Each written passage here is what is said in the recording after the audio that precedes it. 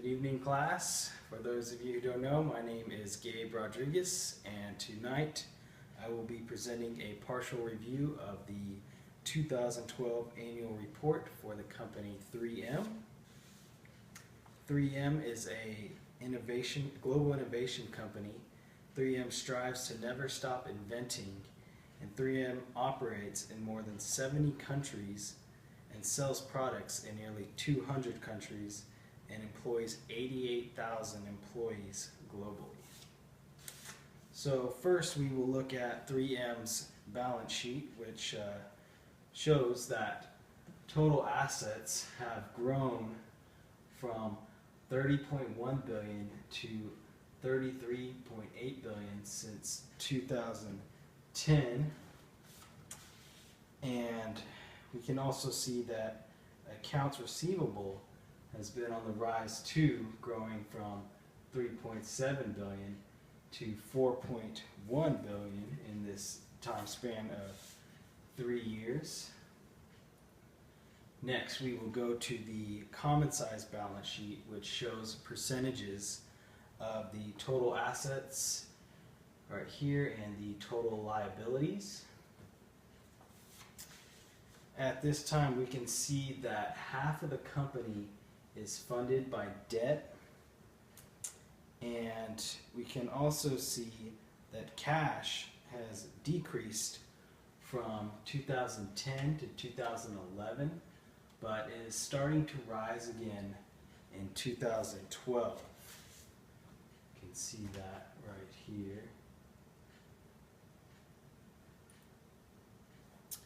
Next, we'll be observing the balance sheet trend series for 3M, and we can see that retained earnings has been on the rise and is rising annually by 7%, which increases the amount of money that 3M can pay back to its shareholders through dividends.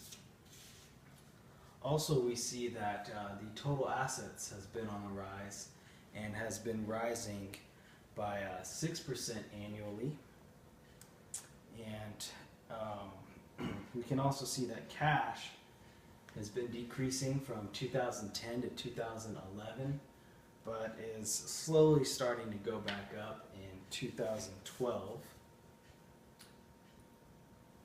Next, we'll take a look at the income statement, which shows that net income has been rising and has grown from $4.1 billion to $4.4 billion over this period of 3 years. Revenue has also been on the rise and has increased from $26 billion to almost $30 billion in this time frame. We can also see that research and development expenses have been going up, which it should seem natural for 3M, which is a innovation company. So it's only natural for them to keep wanting to spend more and more money on research and development. Next, we will examine 3M's board. We can see that their board isn't very diverse.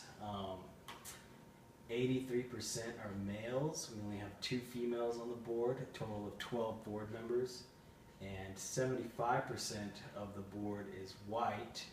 We have 1 Hispanic female and 1 black male and 1 black female. We can also see that most of the board members are in the business field, with most of them having degrees in management and business and econ. We do see, however, that 4 of them are majoring in engineering, and a few of them their expertise is actually in engineering. We have astronautical engineer, industrial engineer, and electrical engineer, which would seem good for a company striving for innovation. We also see that none of the board members come from the same firm, and we only have 1 insider on the board, which is the CEO of 3M.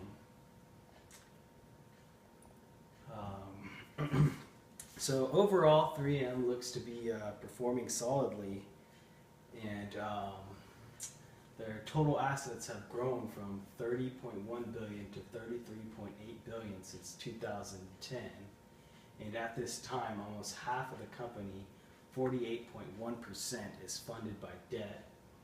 Retained earnings are growing at an annual rate of 7%, which is always good.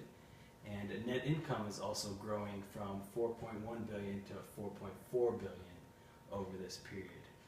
And while not very diverse in sex and ethnicity, no members of the board come from the same firm.